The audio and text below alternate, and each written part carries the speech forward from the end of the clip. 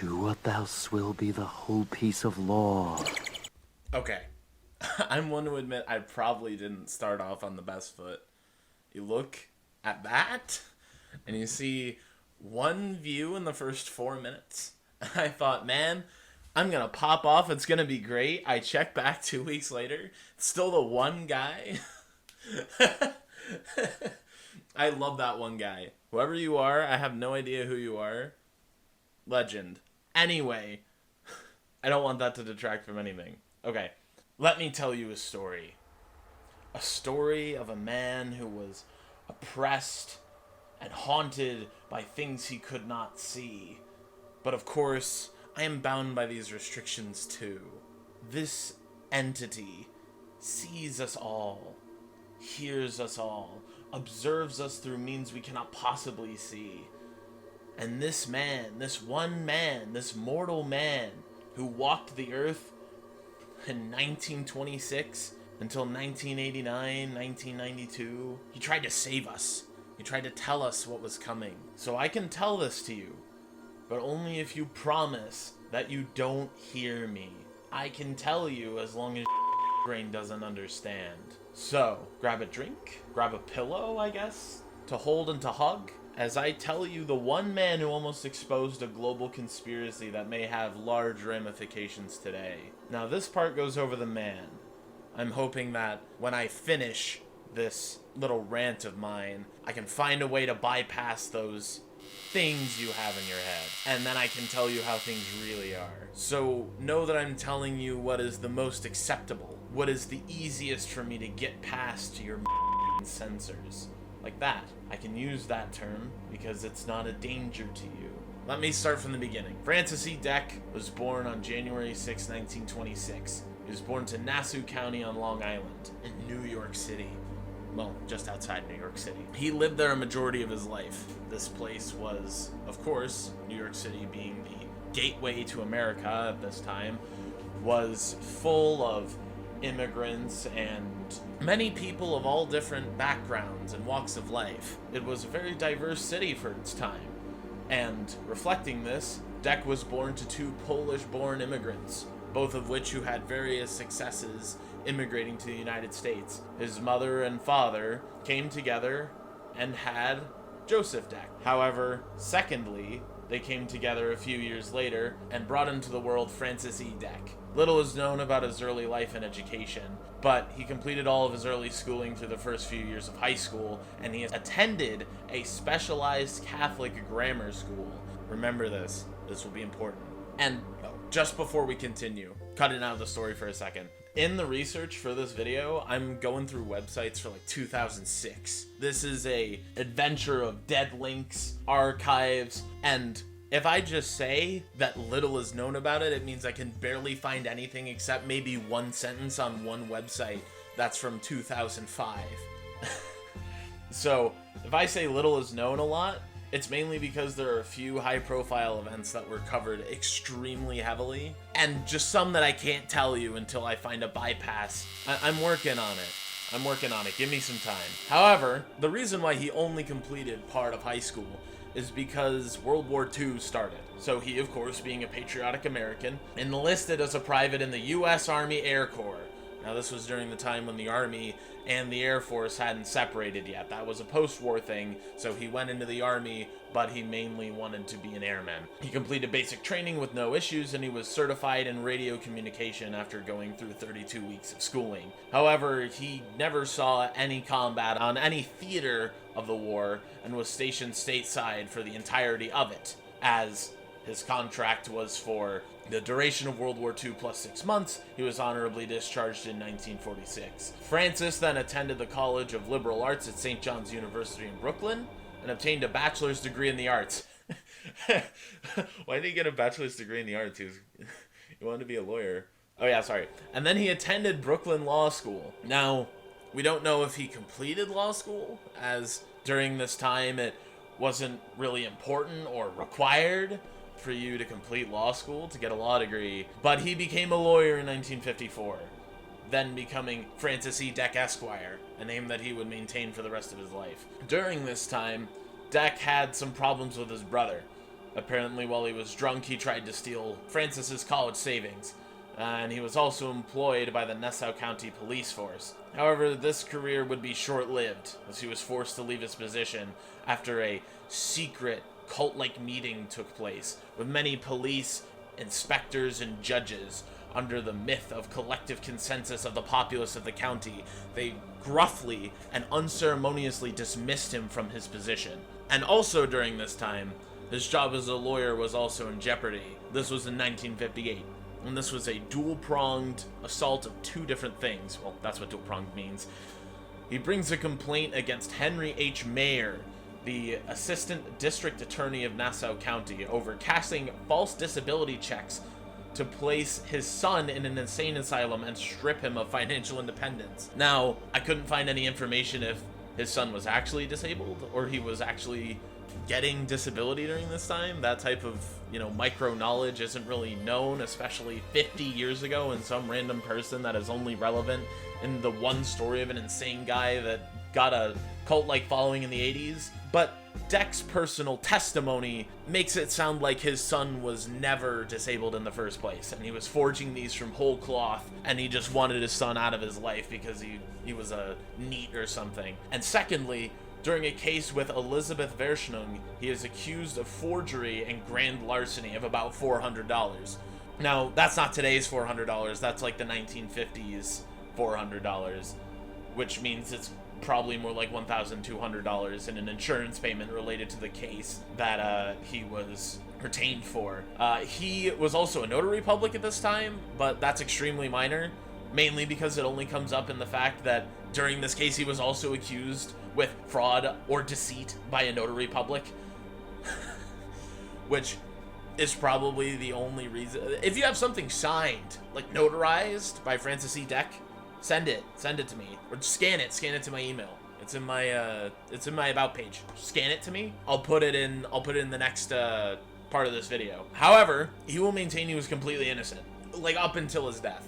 This man completely innocent of all charges. And here's where we have to get into the weeds a little, because to the outside mind, this man was not necessarily, how do you say, stable?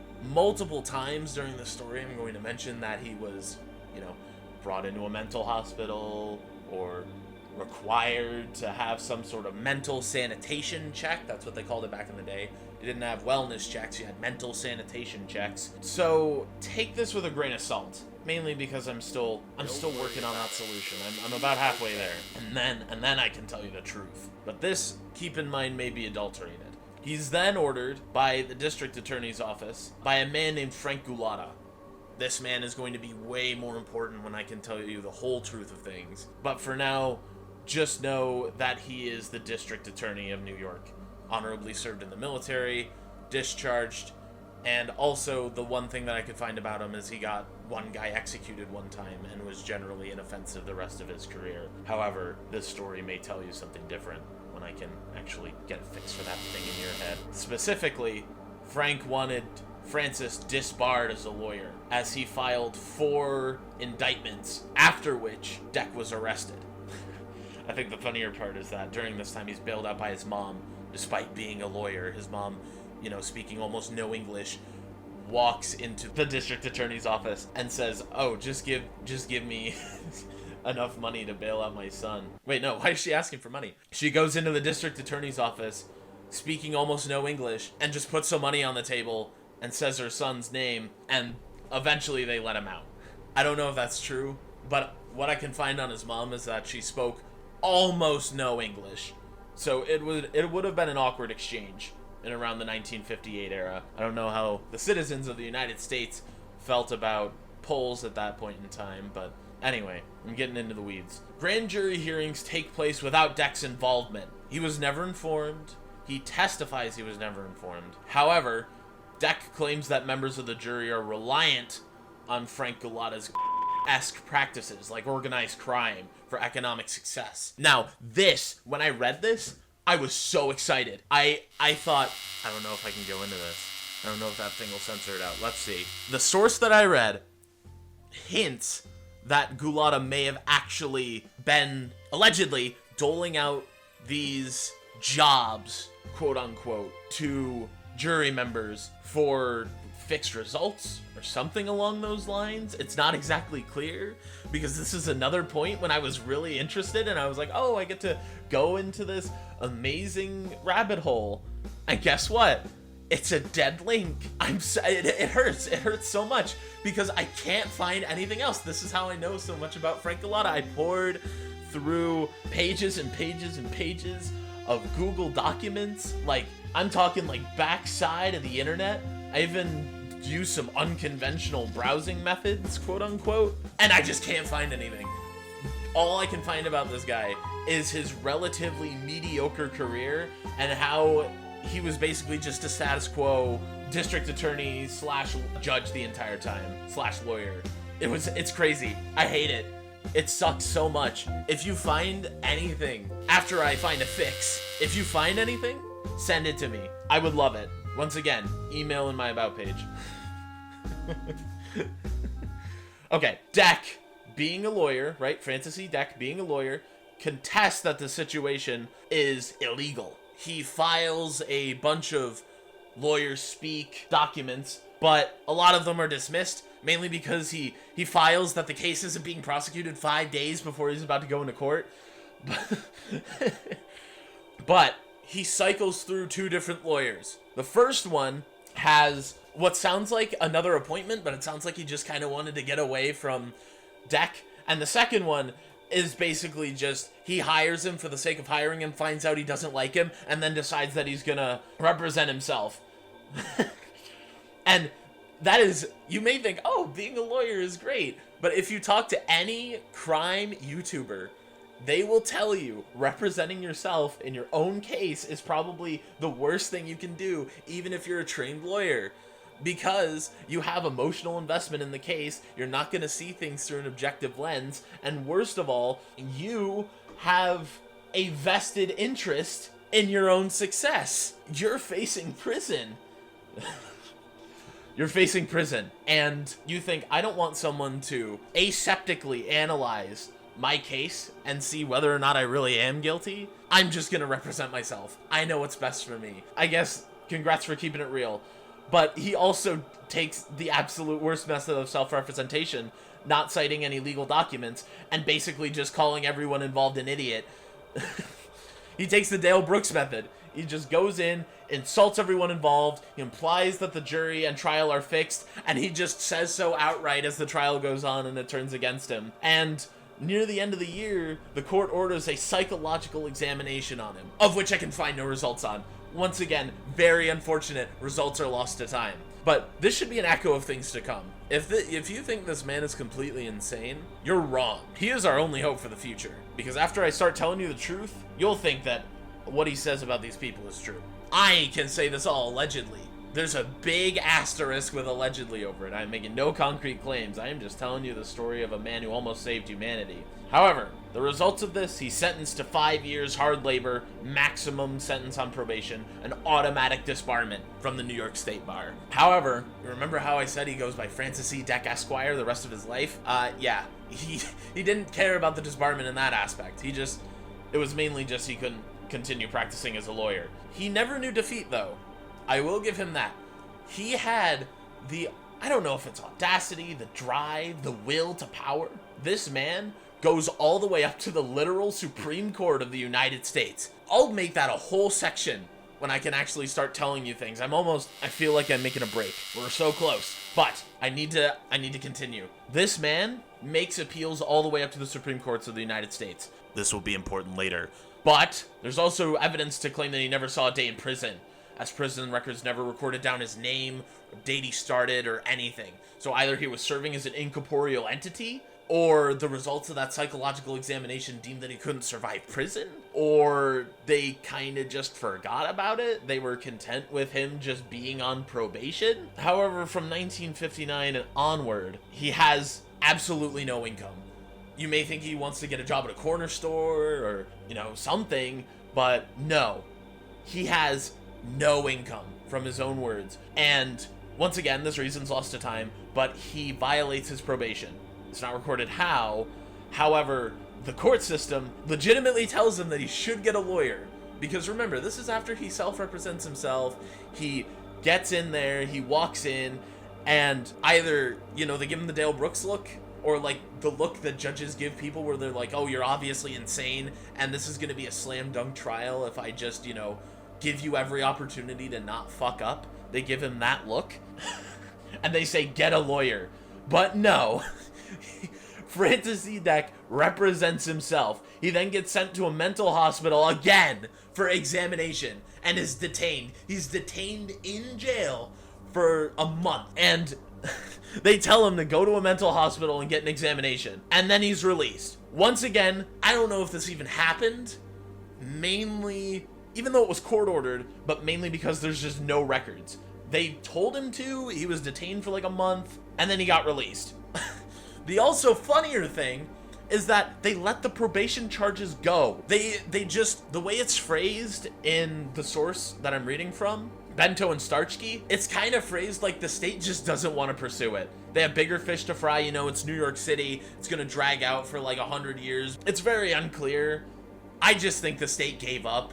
They're like, it's not worth prosecuting this guy we obviously know is insane. I like to think that these psychological examinations return somewhat of what's going to come, but then again, it'll be alright. Don't worry about it. Concretely though, 1961 is when the cracks begin to show. Or, much less the cracks begin to show, and Deck's metaphorical head explodes. He goes through a severe mental breakdown. He has a sudden onset of symptoms that I hope you've been noticing have been creeping up for a while, as he just blankets his area in flyers written on old legal stationery, any pieces of paper he can find, stuff out of garbage bins. These pamphlets are just thrown into the wind, recklessly mailed to random people across the United States and the world. Just random addresses, whatever he writes down, sent all from his house.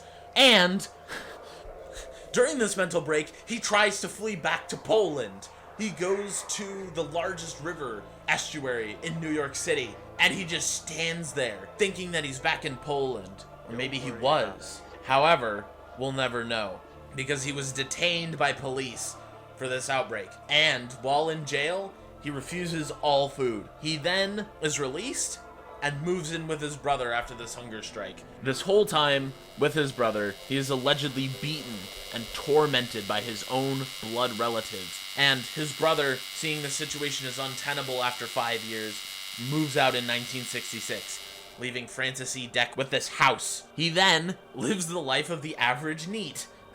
He lives off, you know, ramen. I don't even know what he eats during this time, but he doesn't go outside. That's the main thing. He does not go outside. No matter what happens, he will never go outside. He makes a bunch of small investments by phone, or he would sneak out in like the dead of night. I'm talking like 4 a.m. and leave letters attached to his bank door.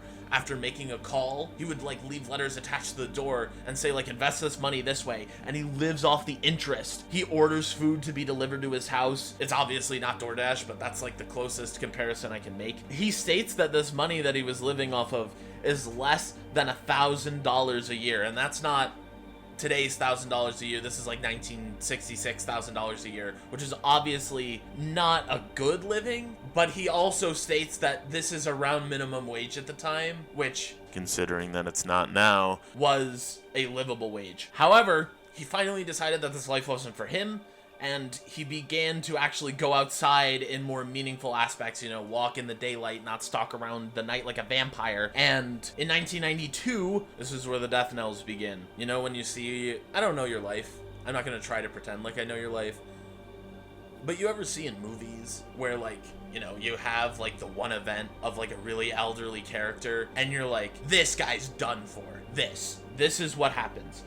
He suffers a massive stroke. Not like the one that cripples you for life, but one that will seriously hamper your ability to live moving forward. Now, I may be able to elaborate on that further. I just need to finish up some finishing touches. I've almost got it. I'll be able to speak directly to your moon brain soon, and then you'll understand. But that left him bedridden in the St. Albans Veterans Hospital, where he was visited by secret agents. Secret to us, but not to him. He knew this. They wore black suits. They wore headsets with radio devices, black sunglasses, and they spoke about completely incomprehensible things that even if I told you would probably get censored in this state.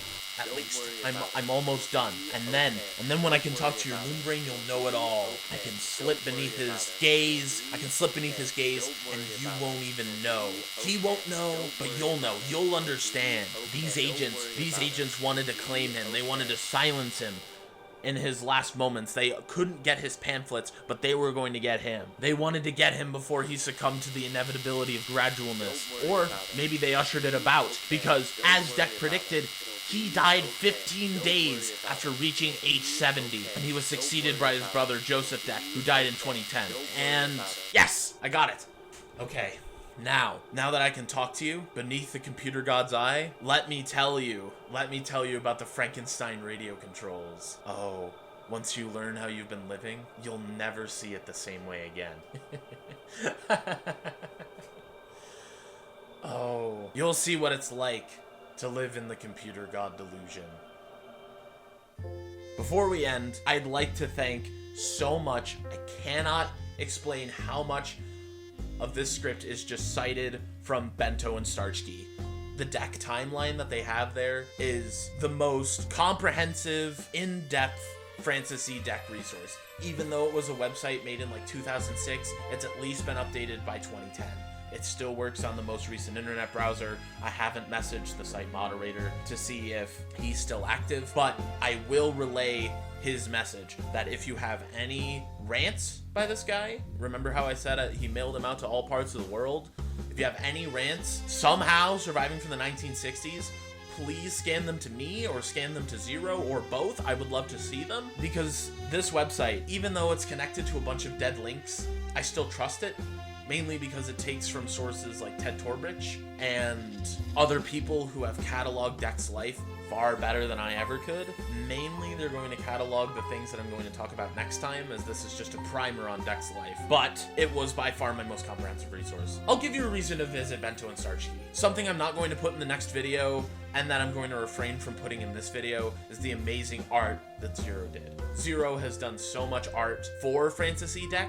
It's amazing. It really helps you get through the rants and understand what's going on, because what I'm about to go through in the next few weeks is probably the most... It is hard to comprehend because of the amount of adjectives he uses. I'll leave it at that. But it's funny, and we both view it through the same light. I would like to once again cover that, especially in the next video, I'll make this disclaimer again. I am not racist. I do not discriminate against people. I do not agree with Francis E. Deck on anything that he says. I'm just here to look into the mind of a madman, and maybe, just hopefully, we can laugh together. We can laugh about it together. That's the goal.